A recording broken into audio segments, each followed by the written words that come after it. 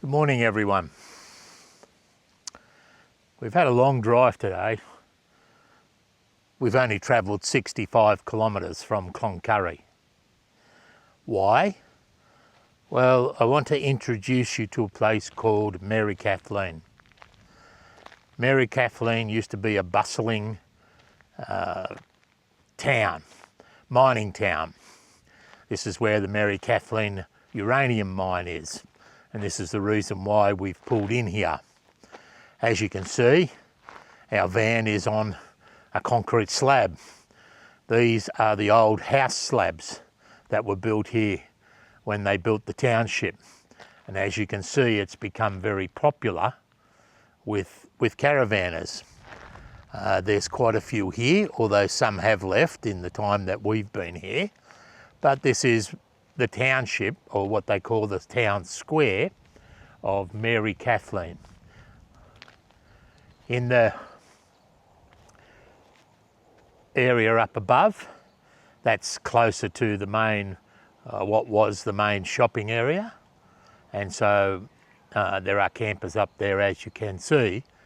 And once we get a little bit more settled, it's a little bit chilly at the moment. We will take you up and show you the Mary Kathleen mine. That's what we're here for. Now, there's no power and water here, so we have to free camp. And that's where we're lucky with the EcoFlow.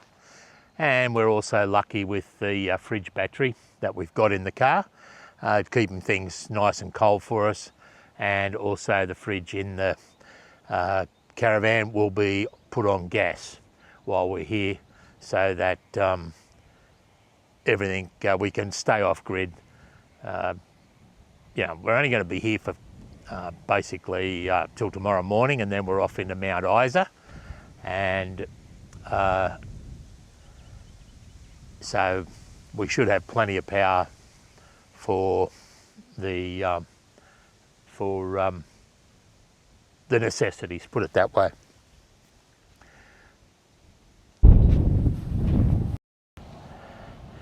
This is the can, which is the Mary Kathleen Uranium Limited. And this plaque was unveiled by Robert Menzies, who was the Prime Minister of Australia at the time, and the Right Honourable Mr. Nicolin, who was the MLA Premier of Queensland. And there were other distinguished guests here. And the official opening was in October 1958. We are in the town centre here, and as you can see, the concrete slabs are quite a bit larger, and this is where the shops and the halls and meeting areas were. This, I understand, behind us was a pond, and there were figurines in the round circles, and some smarty campers have turned it into campfires.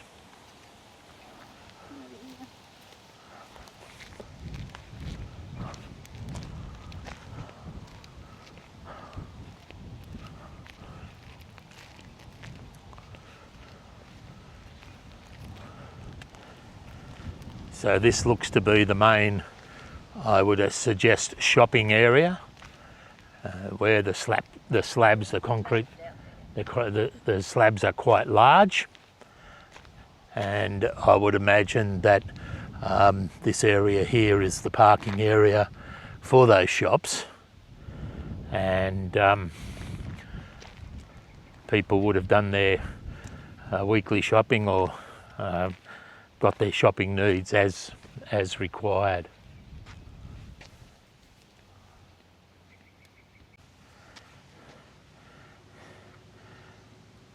As you can see, this is one of the biggest slabs here, and we're assuming that this could have been, or may have been, I guess a grocery store. I don't know what they call themselves in 1958, but it'd be similar to a very small Coles or very small Woolworths, or even IGA or Spa or something like that. But it is a fairly big area, and it is one of the biggest concrete pads here, and we can only assume that it was something like a grocery store.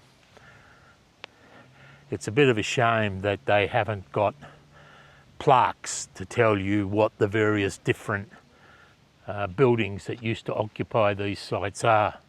In fact, the only obelisk here is the one that we showed you when we first pulled up, and that was just the commemorative obelisk for the opening of the Mary Kathleen uranium mine.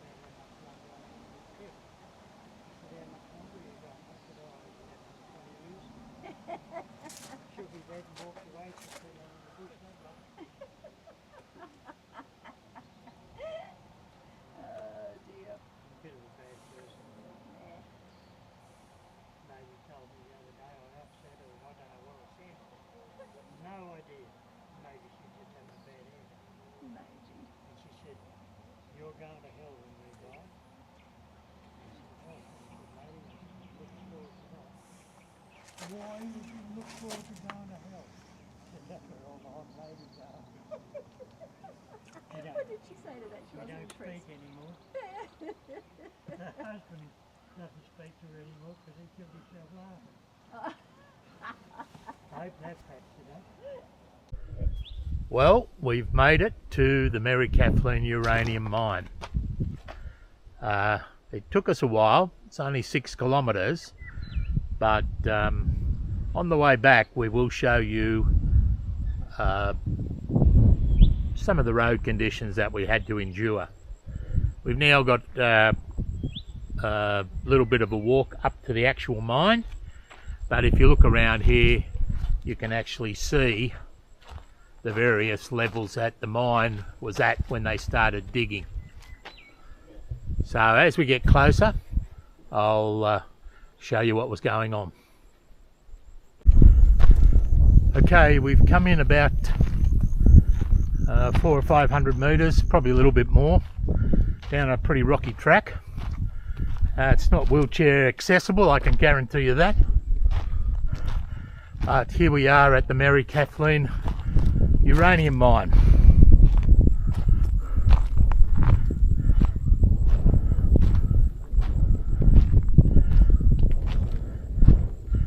We've got a southerly wind blowing at the moment.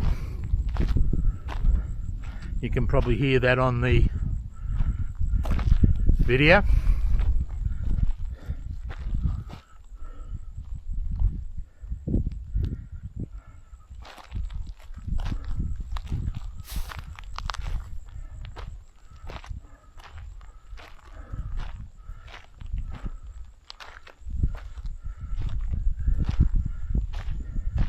The water down there looks absolutely beautiful.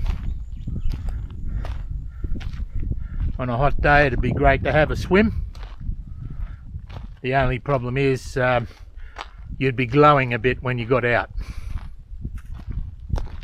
So if you don't mind glowing, by all means go and have a swim.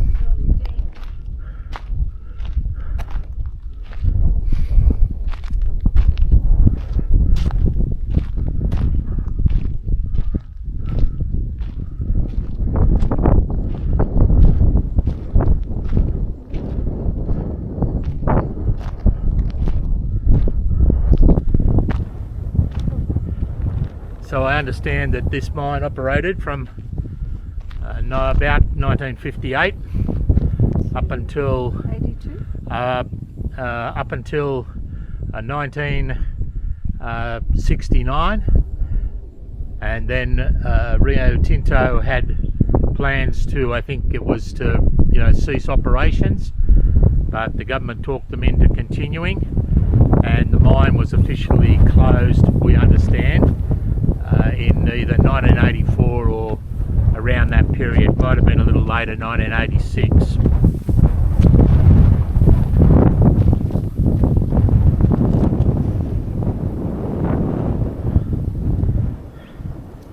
But the water does look beautiful down there, and as I said, if you don't mind glowing in the dark and you want to come for a dip, by all means, perfect place. Oh, so cold. Now we have come about 6 kilometres from the township of Mary Kathleen, and I can tell you that we're not in the middle of nowhere, but by God, you can see it from there.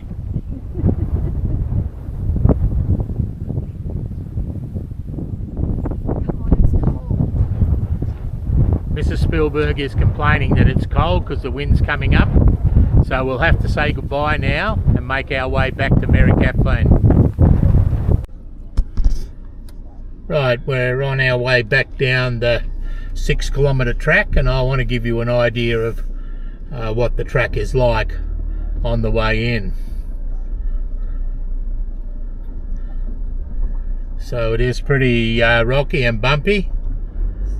Most of the cars, well actually all of the cars that we've seen are all four-wheel drive cars, so I wouldn't imagine that you would be bringing a two-wheel drive car up here. Well, you could. You could, We but came. you'd No, have which way did we come? you'd have to be very, very careful. As you can see, the track is quite narrow, very, very rocky, and some of the ditches and some of the holes in the road you could bury a cow in.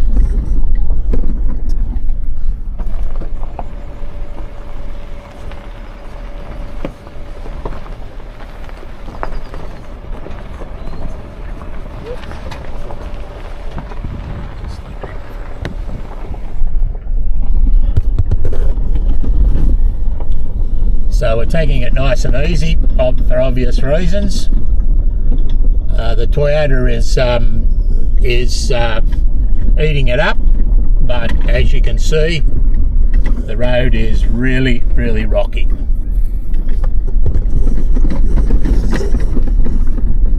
And there's a lot of bouncing around. You can't do too much about the bouncing around, unfortunately.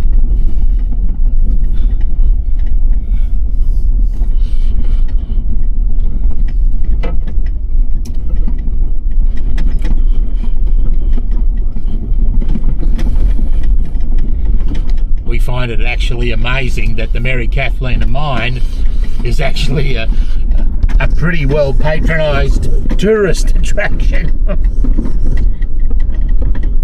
I can understand that township being an attractive tourist destination, even though the road in is a tad bumpy and a tad rocky. The caravans seem to be okay with it, whether they're off-road or non-off-road, but certainly you wouldn't be bringing a caravan out here. I'm going to get stabbed in the head in a minute. Oh. Now we just got back on one of the little good bits, but we got back into the corrugation part, so less rocks, more corrugations.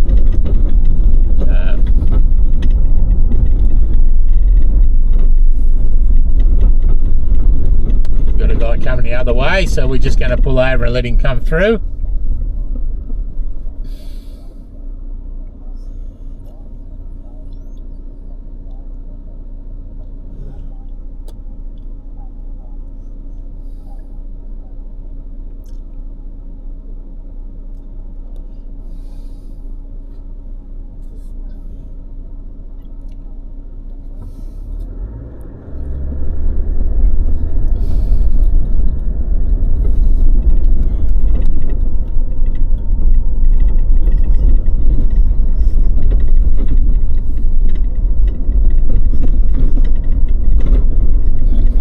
Back into the corrugations. As you can see, the track narrows considerably and then widens out and then narrows again. So you've got to be very careful about oncoming traffic. It's virtually a one-way street. So it's not very wide at all.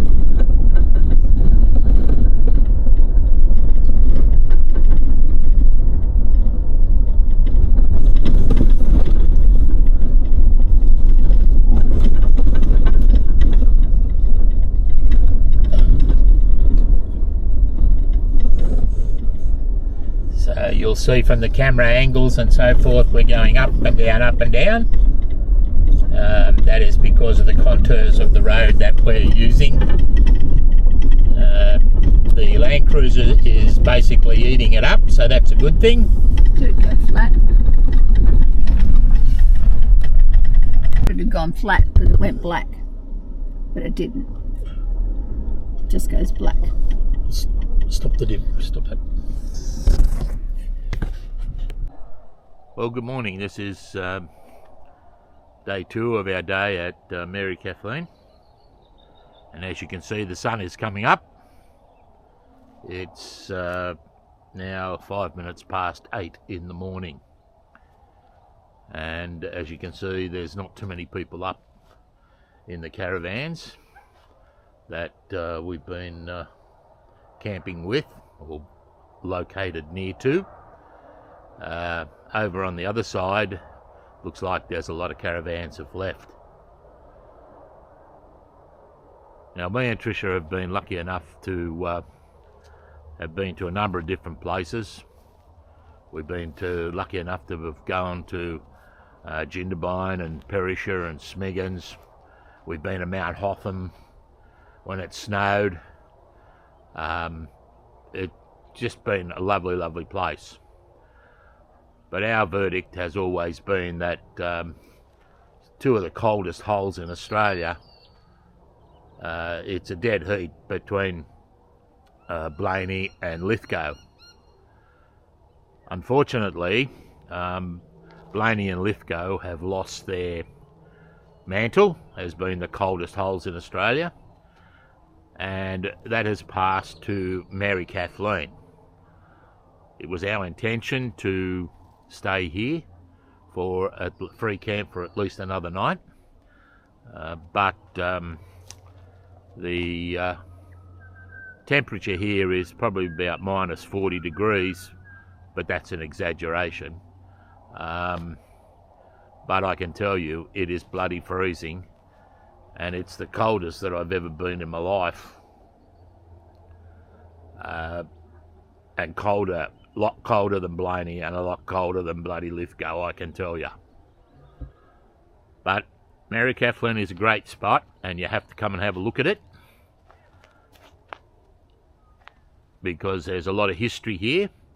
And not only that, you've got the attraction of the mining, the Mary Kathleen uranium mine, to learn about what they did about with uranium back in the 50s, 60s and 70s.